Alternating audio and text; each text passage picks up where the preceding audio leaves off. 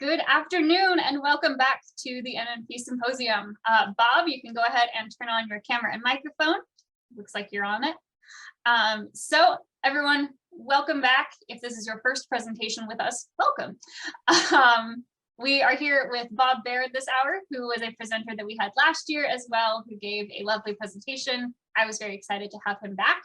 And so this time, we'll be learning about the end of the American frontier and its influence on US coinage designs since the early 20th century. So quite a broad topic that I'm excited to see what he has to say. Reminder to the audience members that we will have a Q&A session at the end. You are welcome to send in questions for that at any time using that Q&A button on the bottom of your screen. Just be aware we will not actually be talking about those until the end of the presentation. So stick around to the end if you want to hear what Bob has to say about them. And I believe that wraps up my intro. So Bob, I'm going to turn it over to you, and it is your show. Well, thank you, Liana, and thanks to NNP for letting me come back on again. And of course, thanks to any of you that are out there that are excited about coins and or U.S. history. Now, I have to confess, I'm a former U.S. history teacher and school principal and stuff like that. So, of course, I found an interest in blending American history with the incredible changes that happened in the late 19th and early 20th century, and in terms of how that then impacted U.S. coinage, and for that matter, to a certain extent, currency designs in the early 20th century, and going right up to the present day in terms of coinage in particular. So some of you back in the day when you were in school probably loved history, in which case this is your piece of cake. And there may be some of you, I don't know, I'm not taking notes or recording names, but perhaps there were some of you that passed notes to attractive classmates and skipped history whenever you could. Well, this isn't really the history teacher's revenge, but it's sort of a replay for perhaps for some of you. So let's get started on that and take a look and see what has happened, what happened in America and how that impacted our favorite hobby. Okay, now if I can get it to work. Let's see. There we go. Here's a map from based on the 1890 census. It's a population demographics map. And if you take a look, the deeper the color, the more people are located in a given area. And obviously the East Coast and the migration that moved into the Midwest is heavily demographically shown here. And the lesser populated areas, essentially to the west, other than in California, where since the California gold rush, there had been a substantial population. There's kind of this semi-vacant area.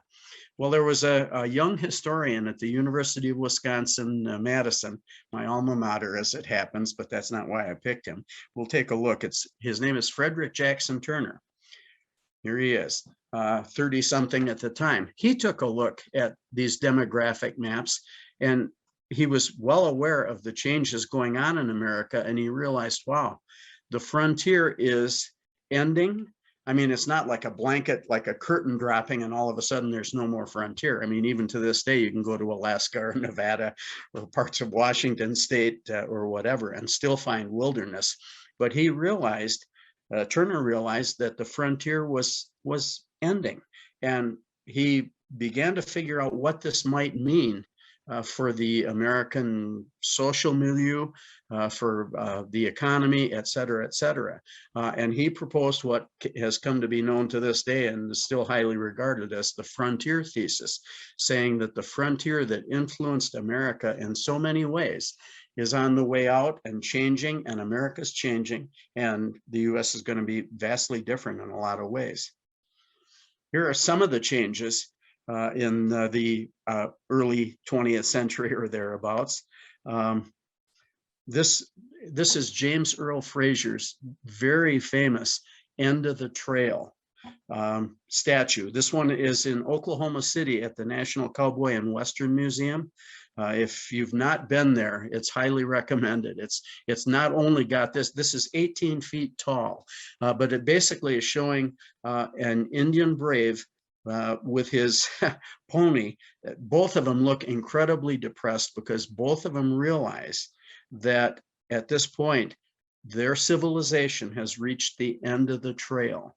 It's not going to be there anymore. This statue is portrayed when you enter the National Cowboy and Western Museum. There's about a 70 long hallway that takes you straight to this 18-foot tall statue that James Earl Fraser made for the 1915 Panama Pacific Exposition. And the National Cowboy and Western Museum acquired it in 1968 and it had been in a park in Missoula, California, where it was moldering away. They restored it. And as you walk down that hallway, your eye is just drawn to it.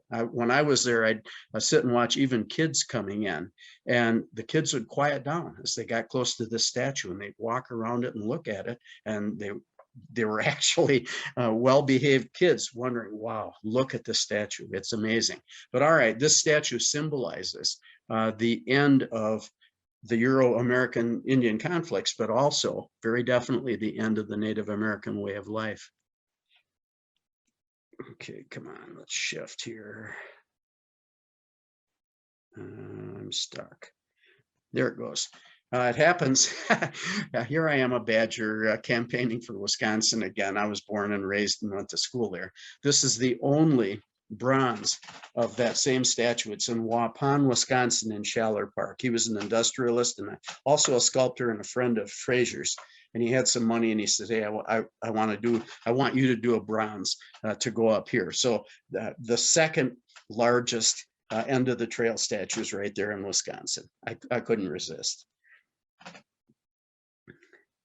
Well, here was the end of the trail, literally the last part of the conflict. 1890, somewhere between 150 and 300 Lakota were basically massacred at Wounded Knee, South Dakota. It was a situation that probably shouldn't have happened, but did. It was the last major conflict, although Geronimo is still loose in the American Southwest. This was the last major conflict, but there's the result as Indian bodies are being dumped into a grave. These guys were 7th Cavalry, and there's some reasonable speculation that they weren't obviously with Custer. They were with Reno and Benteen up on the hill or whatever. But at least some of them may have been motivated with a chance for revenge for what had happened in 1876 to Custer and various corps that had gone with him. That's some speculation as well, but the end result is 25 or so dead US troops, and some of them probably from friendly fire, and 150 to 300 Native Americans or American Indians. And by the way, let me mention that I'll probably vary between calling them Native Americans and American Indians. There are somewhere around 570 or so different tribes in the US. And to this day, they all have varying ways that they want to be addressed or called. I had a full-blooded Lakota on staff at school where I was principal, and I spent a lot of time with him learning as much as he was willing to tell me, since I was not one of the, quote, the people, unquote. But he was very friendly and taught me quite a lot. And one of the things he made clear to me is I better not call him Sioux. He said the French trappers and traders began to call his people the Sioux, which means snake, and they don't really care to be called snakes. But Lakota is the grouping that, according to Chad Kilscrow, and he got it, his family got that name not by killing the bird. The Crow Indians were mortal enemies. Maybe more on that later. We'll see how the time goes. But anyway, I'll vary in how I speak of Native Americans / American Indians. Well, here's what happened beginning from the mid-century, and in particular when the Golden Spike was driven in the 1870s to link the West Coast and the East. This meant bad times for the bison And here's another one where, we tend to call them buffalo. Well, they're really bison, and I'll probably shift back and forth there as well. But all right, railroads came through, and that helped facilitate a market for buffalo/bison meat, robes, hides. You can see in this illustration, some of the passengers are literally shooting bison as the train is going along. They're not going to pick up the bodies. The wolves will get them. There's a skull in the lower left foreground from a previous episode that bison had with a railroad train and the people on it. But the buffalo numbers fell, and with them fell the numbers of the Indian or Native American as well. This is incredible. Michigan Carbon Works processing bison skulls. These were ground up and put into fertilizer, but look at that pile. What happened to the bison? Well, at the end of the 18th century, the end of the 1700s, nobody could actually count them accurately, but there are, a guesstimate is 30 to 60 million of those wonderful creatures around. By 1884, it was down to 325. It got up to 1,000 or so by World War I, and I think it's around 350,000 now in the US. So the buffalo or bison came close to extinction, but has come back with conservation efforts. So, all right, what's happening besides the end of the frontier, besides the end of conflict with the Native Americans and virtual driving the buffalo/bison to extinction? Some major changes. Urbanization, the 1890 census, and Turner discovered this as well. America had been really agrarian from colonial days onward, but by 1890, it's getting close to half of Americans who only 40% lived and worked in agriculture, meaning 60% or thereabouts were in urban areas, working in factories, etc. That's a major change. Immigration look at the number here, between 1880 and 1921, 41 years, 23.5 million Americans came to the US, probably some of your ancestors, definitely some of mine. Here's what Emma Lazarus had. Her poem was engraved on the base of the Statue of Liberty, presented to the US by France as a goodwill gesture, just as Lafayette had come over in the Revolution. But the saying, "Give me your poor, your tired, your huddled masses yearning to breathe free. Send these, the homeless, tempest-tossed, to me. I lift my lamp beside the golden door." A welcome to the immigrants that became such a part of 20th century American culture and are with us and part of us to this very day. Here's a cool film.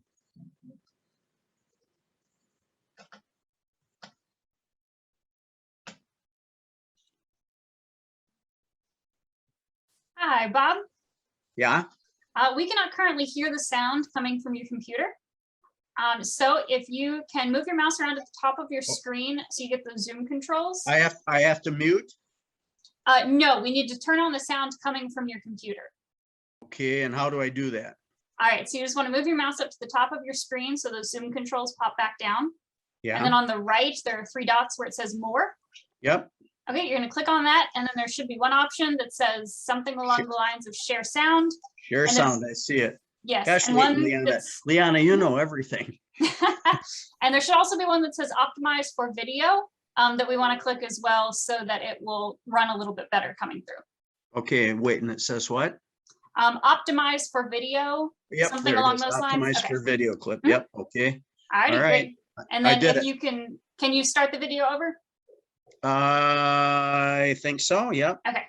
If I move United it back States. here. By the time Ellis Island Excellent, closed in 19... Okay. Migrants fleeing poverty and persecution or just looking to start a new life traveled by private steamship from Eastern and Southern Europe. Voyages could take 1 to 2 weeks. Ships divided passengers by wealth and class.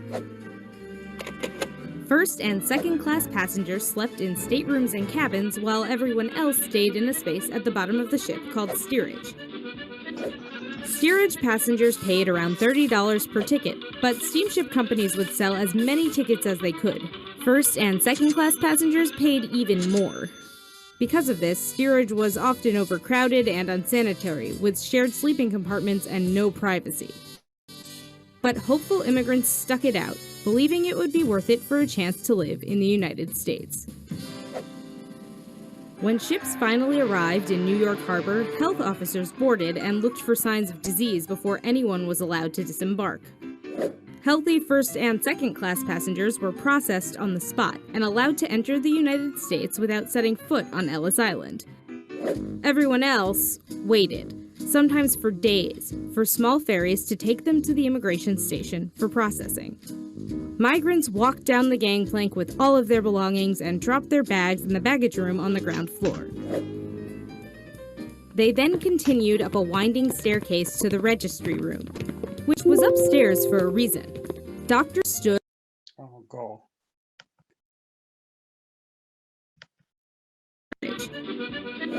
Steerage passengers paid around $30 per ticket, but steamship companies would sell as many tickets as they could.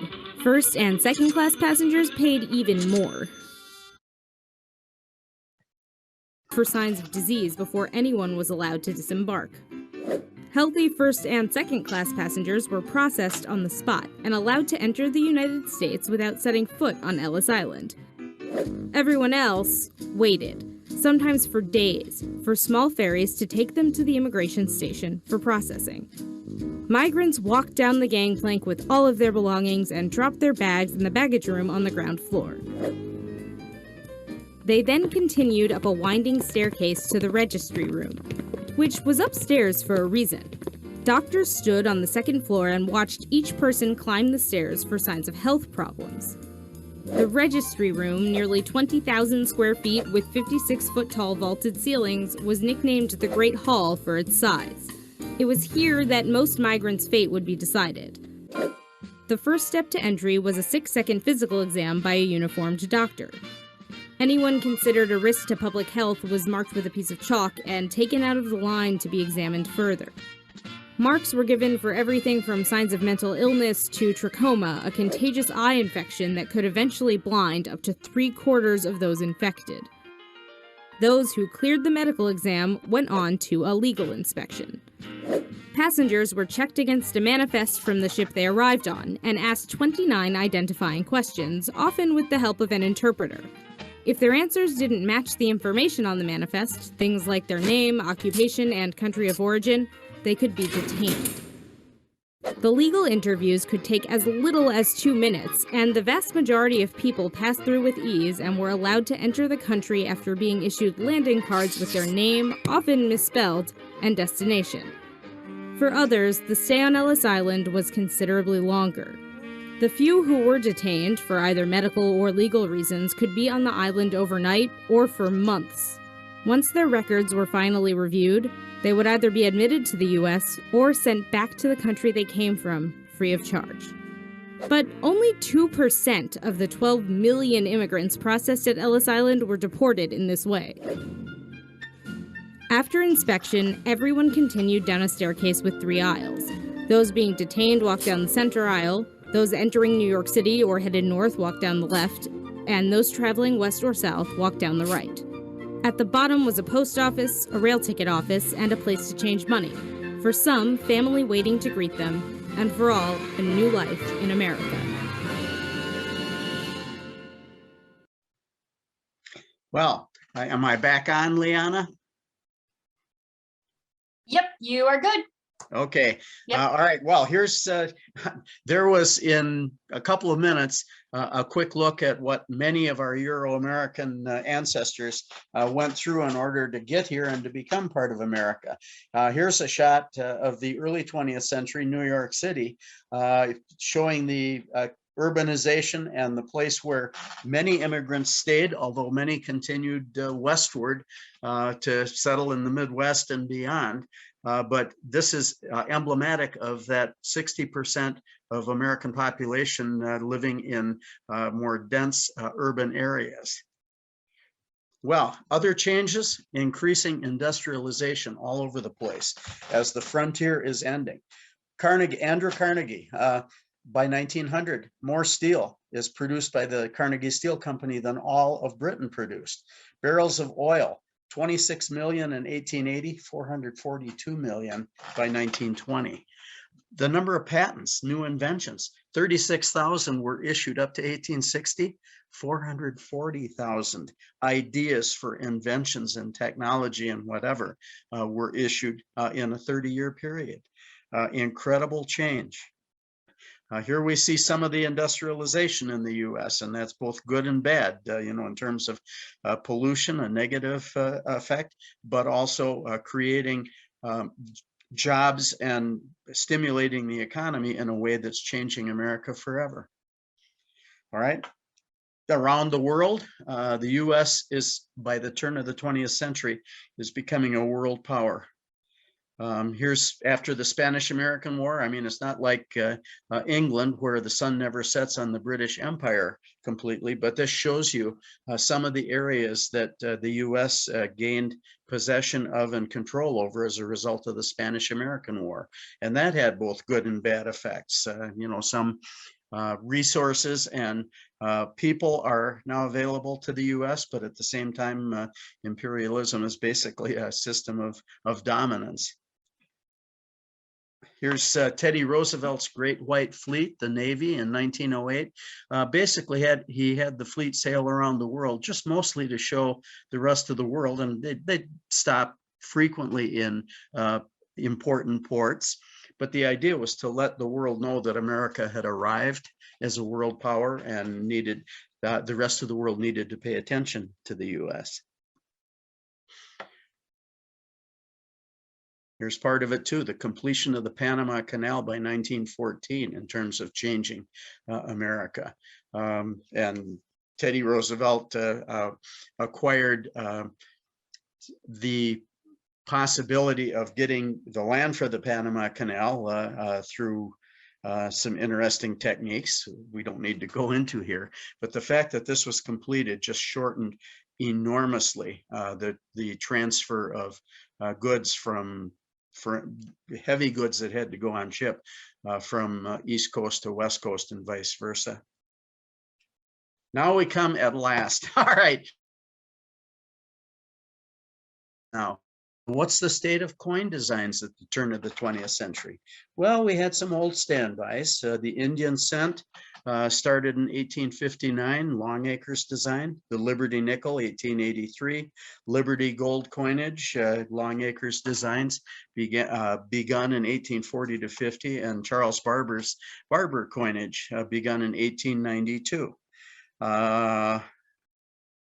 Here's the guy who really a pivotal president in charge of the US as president at a time when America was undergoing this transition. He ushered the US into that status.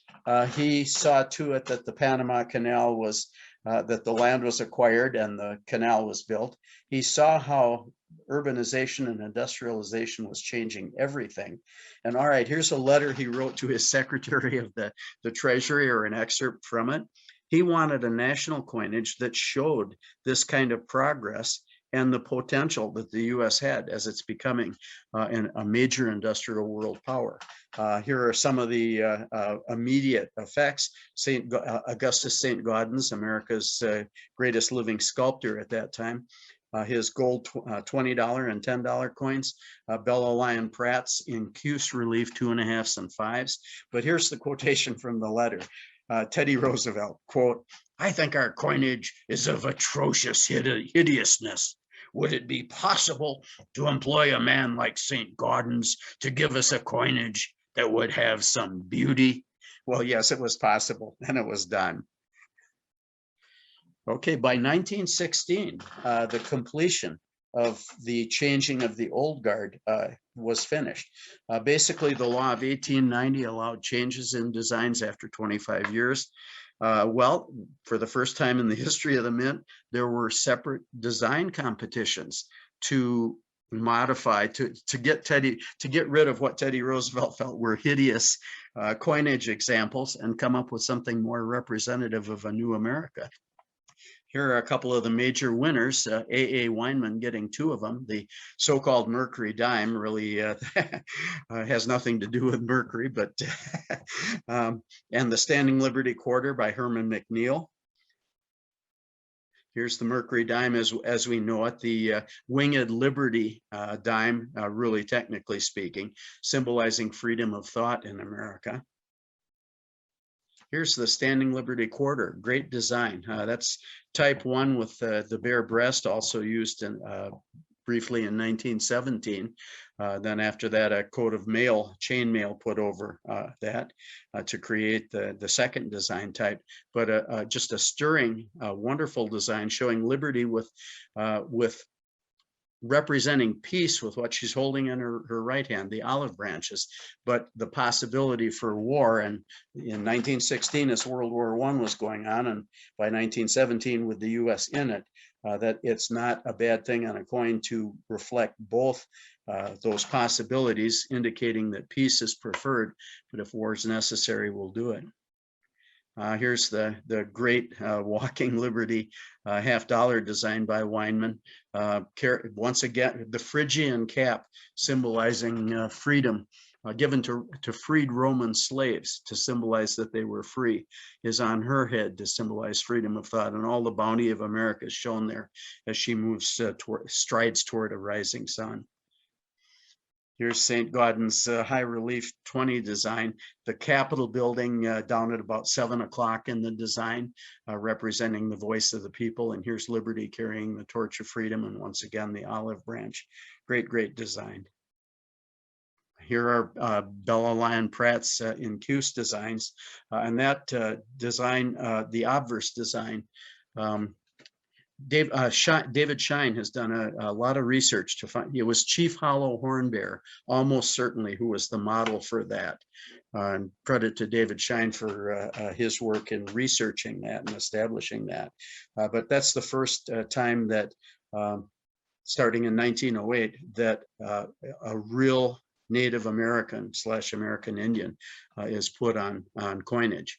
The Indian cent probably had Longacre's daughter posing as Liberty, and then wearing an Indian headdress, which I've not found any tribe allowing for women.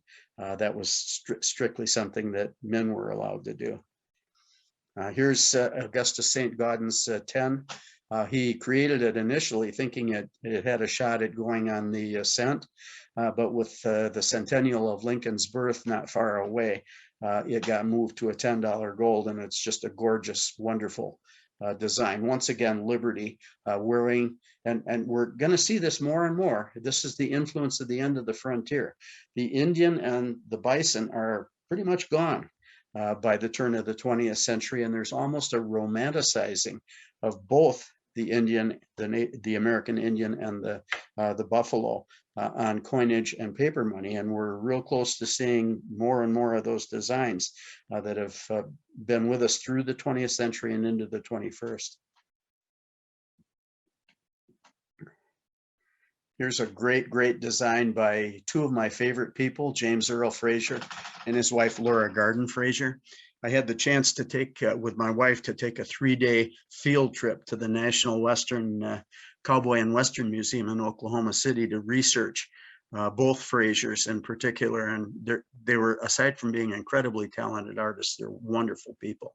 But all right, more on that later, perhaps. Laura did the Native American with his outstretched arm trying to stop the wagon trains. You can see behind that Native American the Oregon Trail and the wagon trains of our ancestors moving westward.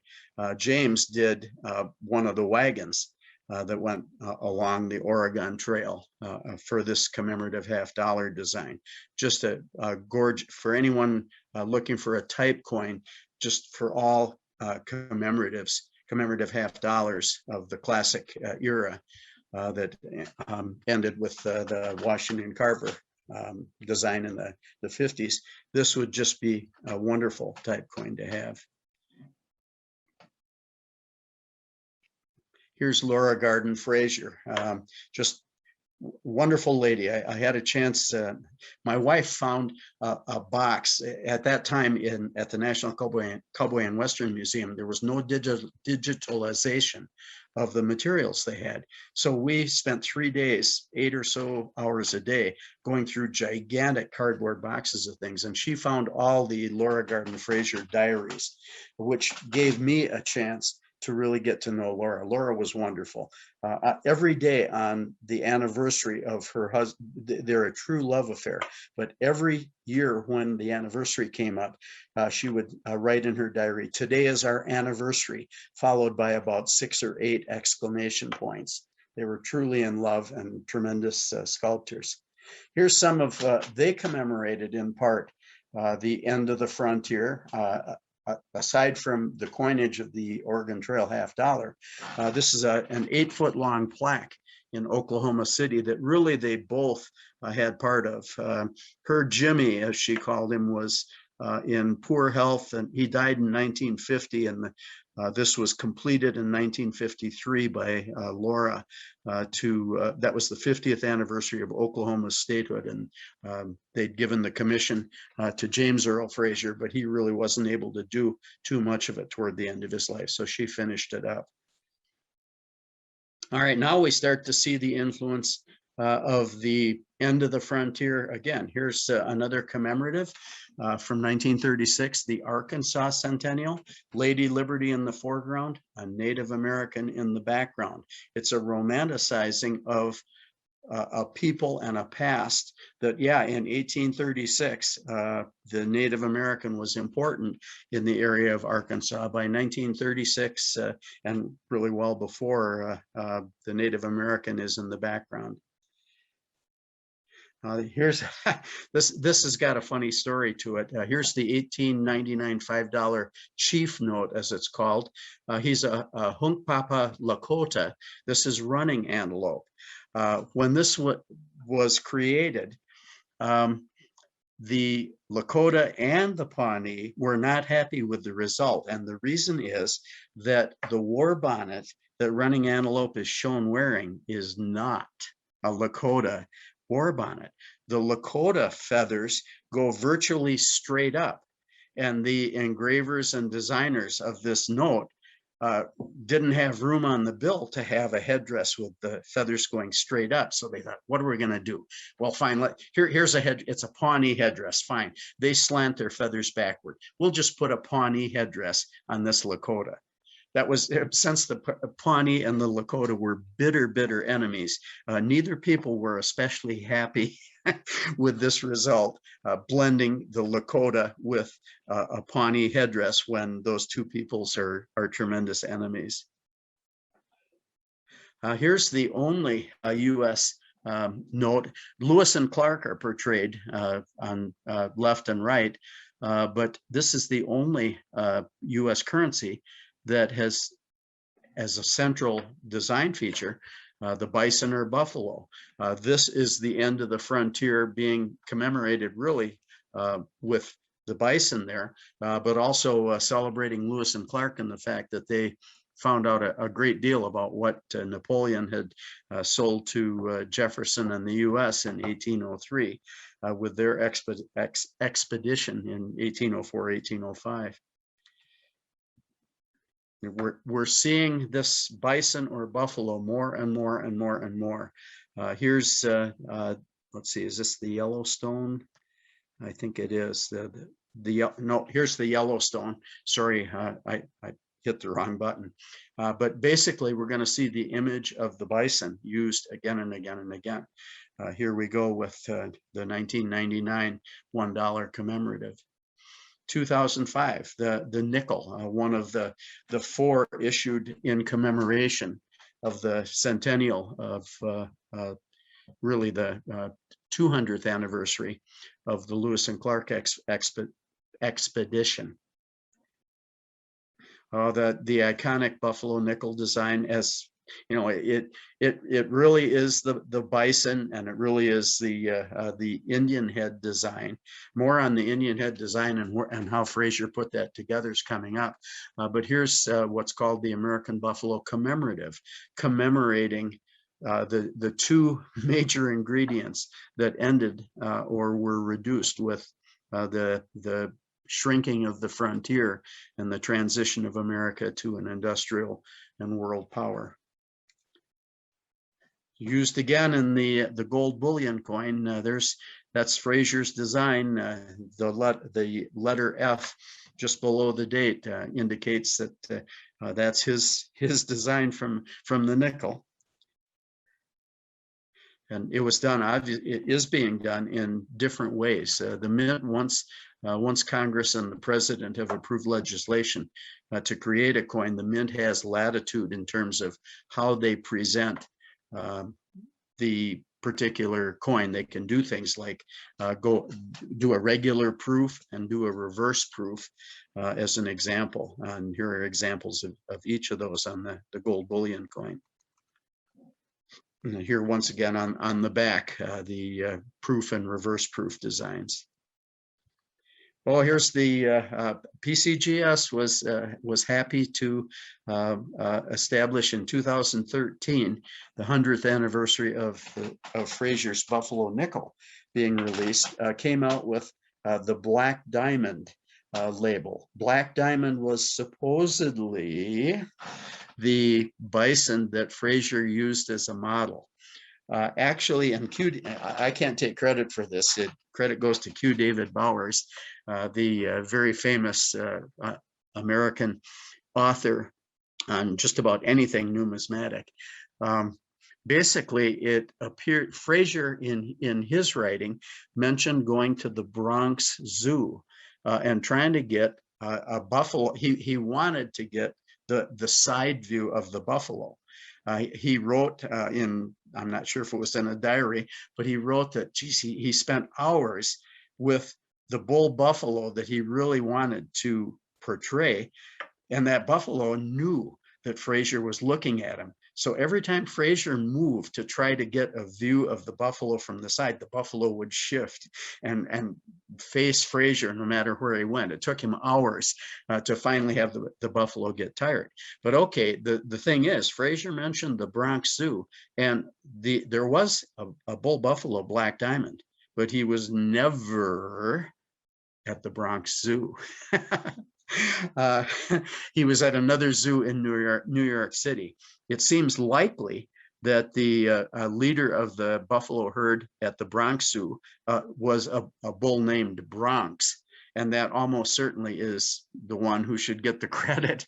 We're going to see later, Black Diamond was slaughtered in 1915 and turned into steaks and stew meat and whatever, but his head was saved. And we'll see some differences in the actual head of the real Black Diamond and Fraser's Buffalo Nickel. That's coming up. But let's look first at some of the other influences of the frontier. The Sacagawea dollar, obviously. Sacagawea, a partial guide or an occasional guide for Lewis and Clark, who went along with her husband, Pierre Charbonneau, along with Lewis and Clark. These are some of the designs of the Native American dollars that have been done from 2009 to the present, but they're reflecting Native American culture, which has basically subsided along with the frontier. Here's the three sisters, the different plants that Indians, especially in the East, raised. The Great Law of Peace, the Wampanoag Treaty, Eastern Indians, is portrayed on these. So it's a nice commemoration of that part of the end of the frontier. Here's the Kansas State Quarter showing a bison and reflecting the end of the frontier. There are the vast herds of buffalo or bison aren't in Kansas anymore, as industrialization and urbanization have moved in, although it's still in many areas rural.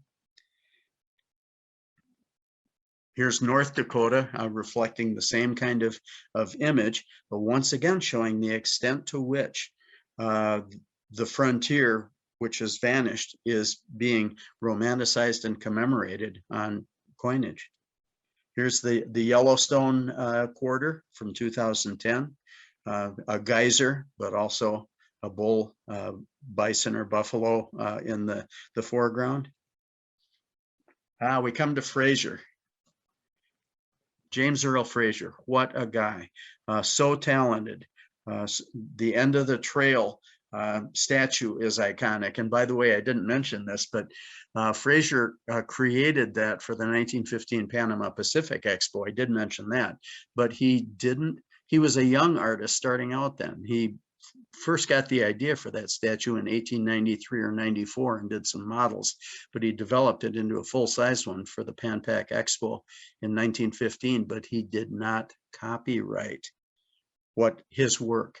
Basically, he didn't get a cent from all the gazillions of copies and paintings and whatever of his end of the trail statue because he hadn't copyrighted it. He learned from that. He didn't make that mistake again.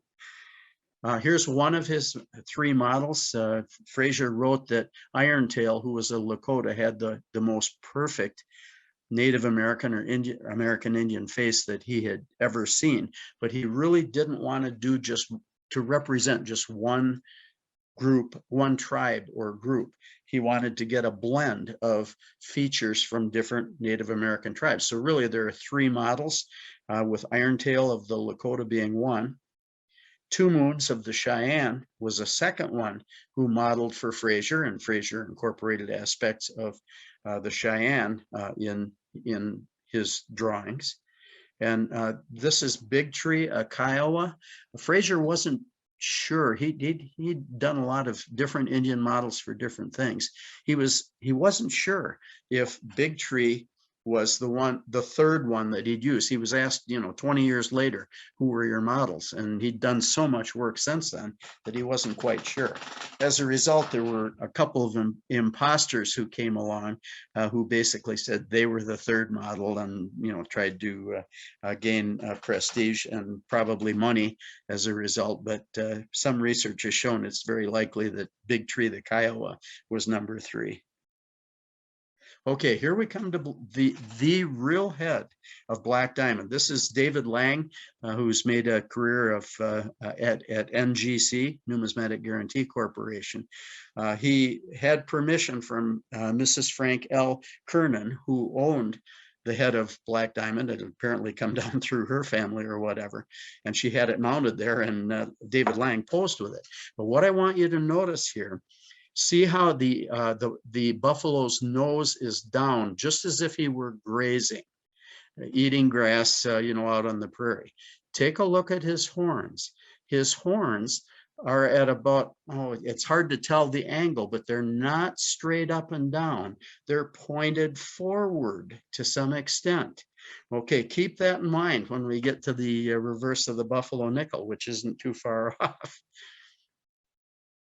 Here's the obverse, by the way, of 2 types. 1913 had 2 types, and this coin is so iconic, it's just worth a quick look at that.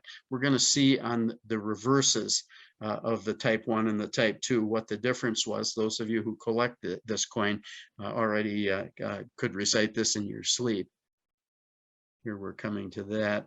Okay, the type 1 at the top shows the bison standing on kind of a raised piece of ground, a little small hillock, with the 5 cents on that same hillock. And the problem with that is that the 5 cents then became a high point on the coin and tended to wear faster than would be desired, which is why the type 2 at the bottom came along, where the buffalo is standing with what appears to be a ledge with the 5 cents under it. And because the 5 cents was on the coin was somewhat recessed, it would tend to last longer. Oh, and here's a 3-leg. But by the way, now then, this is a good picture of that. Look at the reverse of the buffalo. Okay, remember how Black Diamond had his horns basically at 45-degree angle, might not be quite right. But here's Fraser's design, where the horn is not quite straight up, but it's not at the angle that the Black Diamond head is at.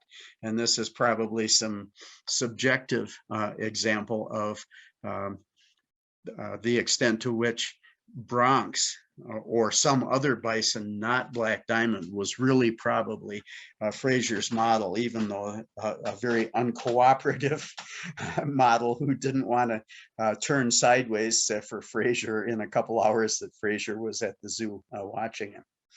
Okay, and this three leg, I put that one up because it's probably the most famous of all the buffalo nickels. You'll notice that the right foreleg on the buffalo is gone. There was a young mint employee starting out when the 37D buffalo nickel was minted, and he'd been advised by co-workers that periodically you should take some emery cloth and buff up to keep the die design sharp. Apply the emery cloth. Well, he applied it a little bit vigorously and caused the foreleg of the bison or the buffalo to disappear. No one's sure how many buffalo nickels were struck with that particular, die, but it's a wonderfully exotic and widely sought after version of what otherwise is a pretty common date in the buffalo nickel series. But every buffalo nickel collector wants to have a desirable specimen of the three leg, if at all possible. Well, I think that was the last slide. Let me just press the button and see. Yes, it was. Okay, so now, wait, did I kick out of that? No, I'm still there, right, Liana? Yes, you are. So you want to hit that red button at the top of your screen to stop share. Okay, stop share. All right. Got it. All right, now I'm back. Okay. All righty. We can do Q and A or whatever now, as much as you or anyone else would like. Yes. So if you're watching, go ahead and send in those questions with the Q&A button at the bottom of your screen. In the meantime, we do have one that's already come through while we were talking. So, do you like the idea or how coinage looked when several denominations shared the same design, like the barber coins?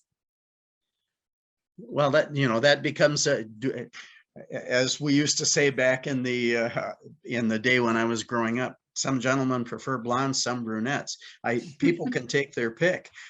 Personally, I like to see varied designs, although as a historian, I love it that we're acknowledging the Native American culture that basically our ancestors pushed aside. And for that matter, creatures like the bison / the buffalo that you pretty much have to go to a zoo to see, or if you're in North Dakota or somewhere where there is or Yellowstone Park, where there are bison available, you don't get to see them anymore. So I guess I'm mixed on that. I like the history part and like to see commemoration of those peoples, and the animal in particular that we just don't have much of anymore. Mm-hmm. Okay, let's see. Do you have any thoughts on the current status of coinage and what its strengths or weaknesses are in terms of design? Well, and that's another one of those subjective questions where everyone's going to have a different opinion. There are some types, modern types, that I like a lot. Many of them having classical sorts of themes. For example, the 1988 $5 Olympic gold coin that shows the Greek goddess Nike or Nike, depending on your pronunciation. It's just a wonderful classic design. Are there some modern designs that are cool? I absolutely love the baseball, the concave baseball coins. Numismatics is so wonderful, guys and ladies, and we all know this. We can find what we like.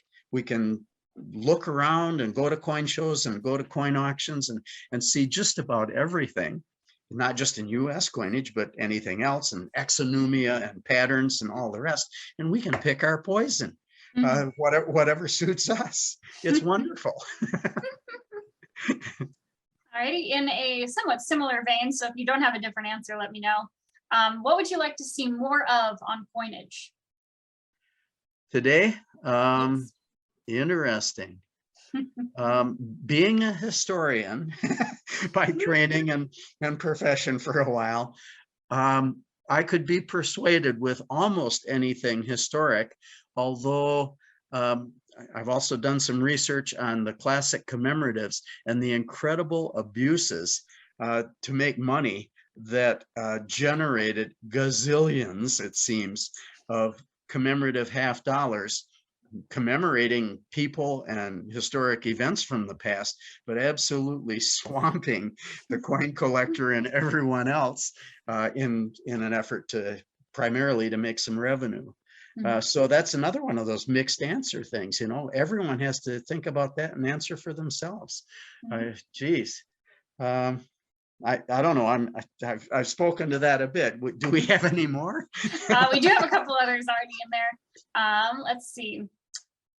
In the future, what or who do you think might pull a Teddy and call for another radical redesign of our coinage, or will it all become cryptocurrency moving forward? Boy, that's interesting too. And again, everyone's going to have an opinion.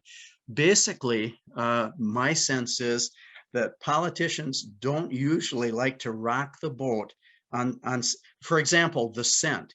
There are a lot of reasons why the cent should go away. How about we have a paper George Washington $1 bill? Coins last maybe 30 years, dollar coins. Paper George Washington lasts maybe 18 months. Does it make sense to keep making paper George? But is any politician going to rock the boat? I mean, they did in Canada.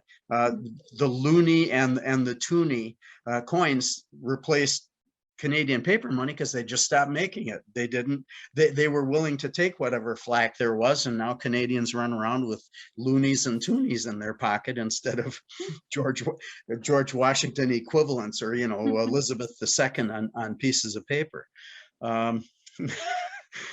Wow. Do I see anyone being a Teddy Roosevelt again and doing that? I personally don't think so, because I don't think it's a hill to fight and die on for most presidents. Why stir the pot and make trouble and irritate some voters who aren't going to vote for me again? And senators and representatives feel, I think, the same way. Anything that keeps getting them reelected is good, and anything that stands in the way of reelection is bad. And possibly revising American coinage enormously might create a tsunami that would wash away politicians quite against their will. But that's just my speculation. We do have a comment related to that here, saying that the dollar bill is a legacy of Ted Kennedy and Dalton, Mass. I'm assuming that's Massachusetts. Could be. There's a lobby for things like the cent. I mean, the zinc lobby doesn't want the cent to go away. Whoever makes the material that paper money is put on, they don't want that to go away. And they've got money and they have lobbyists, and we tend to keep those things. Let's see. Do you know the story on using a Native American image on the Massachusetts coppers of 1787 to 88? Oh, someone could educate me there. I'm dimly aware. Yeah, there's one that comes to mind showing a Native American with a bow, kind of standing erect. I don't know. Colonia, here we are again with you pick your area in numismatics that you like. I'm aware of that, but I don't have any examples, nor have I studied it. So, whoever's posed that question is going to know 20 times more than I do about that topic. But I'm aware that, yes, the Native American appeared there. There was a period in the early days where it briefly looked as if the Euro-American culture and the Native American cultures that they encountered might get along for a while. Well, it didn't usually last long. Different conceptions of, for instance, land to the Native Americans, it's everybody's. It's like the air you breathe. What, did I just breathe your air? Well, don't we all have heir to, it's everybody's. Whereas our Euro-American culture says, if you got a contract, a deed that says you own this land, you own it. and that was a fundamental basis of the culture clash that ended up with the Native Americans being driven off and driven away, the Cherokee Trail of Tears and all the rest of it, so that our ancestors could take legal possession of land that to the Native Americans was everyone's. The Great Spirit gave it to everyone. Okay, we do have a comment on that from someone stating that the Native American on the Massachusetts scent was Nipmuc. Okay, so here is an example of someone absolutely knowing that area of numismatics. I absolutely yield to that person. It's a wonder.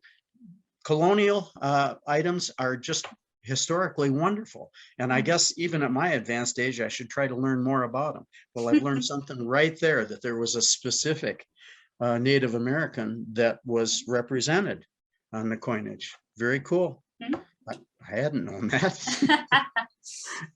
Do you feel that Laura Garden Fraser was robbed when her design for the Washington quarter was rejected by Treasury Secretary Mellon? That's an interesting one, and that one I've done some primary research on. Basically, the present day knee-jerk reaction tends to be, she got robbed because she's a woman. But wait a minute. Andrew Mellon was the Secretary of the Treasury who in 1920 accepted her design for the Alabama commemorative. She did the Vancouver commemorative. She did the Grant gold and commemorative $50 designs. Why would this same Secretary of the Treasury from 1920 through the 20s be accepting her designs and then out of bias against women in 1932 tossing her out? I don't know of anything that Mellon has left on that in particular as to say why he did it.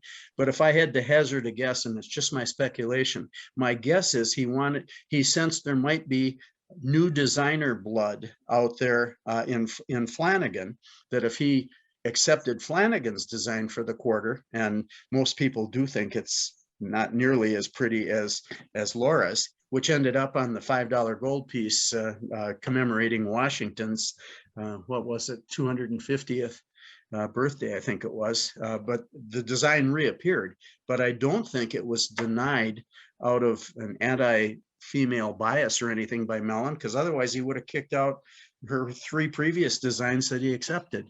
But is it a better design? I'm a Laura Garden Fraser person all the way. All right, then we have a question that's a little bit tangential to coinage. In your conversations with Native Americans, what is the most commonly preferred name by them for their status? Do any of them like First Peoples or Original Peoples? Oh, that, and I alluded to that a bit. My staff member, Chad Kilscrow, and if there's time, Leanna, I'll tell the story of how Chad Kilscrow's family got his name. He told me, and it's really neat. But basically, Chad would refer to the Lakota as the people. Now, there are 500 and some different tribes, and they all have their individual preferences for how they refer to themselves. So, some of them are fine with American Indian. Not too many of them like Indian by itself.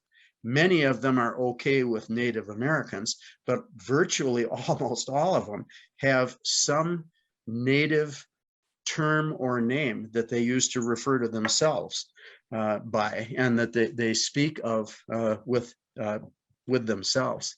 Okay, the Chad Kilscrow story. Go for it. Okay, when mid-19th century somewhere, Chad Kilscrow's great, 4 or 5 great grandfathers is a 12-year-old boy. The Sioux, the Lakota, I'm not supposed to say Sioux, that the French traders, that means snake in French, and Chad made it very clear, don't call us Sioux. Okay, so his umpteen great grandfather is a 12-year-old boy who went out to hunt rabbits with his bow and arrow. And even as little kids, those kids are taught how to very quickly shoot, more than one arrow. I mean, they can shoot an arrow and have another one on the string and shoot another one, lickety split. So fine, the little boy is walking along above the Lakota village on kind of a plateau, looking for a rabbit sign. He's going to kill rabbits and bring some rabbits back. He just happens to peer over the edge of the plateau because there are layers to it. And about 20 feet down, there's a flat part of the plateau, and 2 Crow Indians are lying on their bellies, looking at the Lakota village, looking for the horse herd. Those 2 tribes were bitter enemies, like the Pawnee and the Lakota. And these guys were planning to steal some of the horses at night, but they wanted to find out where the horses were. So they're on their bellies, 20 feet below this boy who very silently had been walking along the plateau above them. He saw them as crows and immediately drew his bow, shot 1 crow in the back, had another arrow on the string, and shot the second crow in the back before he could get up. The little boy went down to the village and said, I didn't get any rabbits, but I did kill 2 crow up there. And they're saying, what are you talking about? So they sent someone up to check. Sure enough, there's 2 dead Crow Indians lying there with the boy's arrows in their back. So from that moment on, that boy was Kills Crow. And Chad Kills Crow, my former teacher, was so proud of the tradition and of what his great, whatever it was, grandfather had done as a little boy to deal with 2 hated enemies of the people. So there's the story. That is quite a story for a last name. Okay, go ahead. Let me do one more quickie on Chad. When I needed a teacher during the summer, so I didn't have the usual faculty committee available to help interview, and I needed a position filled. Chad came to my attention, and I interviewed him, and man, he was so charismatic. I needed a 6th grade math teacher. I just knew that hiring him, especially the boys, there'd be a line, be like the Pied Piper of Hamlin, leading a bunch of 6th grade boys to the lunchroom for lunch, and they would be following him wherever he went. So I had to hire him. So I told him after the interview, I'm very interested. I'd like to offer you the job. He says, well, let me get back to you. He went away. 3 days later, I hadn't heard from him. And I thought, dang, I lost him. Someone else hired him. Well, it turned out he called me up and he said, I want to accept your job. And I said, Chad, where have you been for the last 3 days? I've been going nuts. He said, when you offered me the job, I needed to call the elders of my people and tell them what had been offered to me, and would it be good for the people, not just for me, if I accepted this position. So for 3 days, the elders meditated on it and talked about it, and they called him a couple of times and asked for clarity. Tell us about this principal person. Who are the students at this school? What is it like? And ultimately, the elders gave permission to Chad, saying, we think you should take this job for the people. And he did. Very interesting. All right, I'll be quiet for a while. No, you're fine. And I don't see anything else in the Q&A. So if you had other questions, please send them in promptly. Otherwise, we are going to wrap it up. As always, thank you, Bob, for a fascinating presentation. We loved having you back and learned quite a few things. And well, go ahead. Okay. And thank you everyone for watching. We will be back at 5:30 with an episode of the Coinage Show podcast that I am guest hosting, actually, so should all come to that one. But I think that will wrap us up. Nothing else is showing up in the Q&A, so I think we've answered all of your questions. And thank you very much. Have a good evening. Okay, thank you, Leanna, and thank you all observers and participants. Bye now. Bye.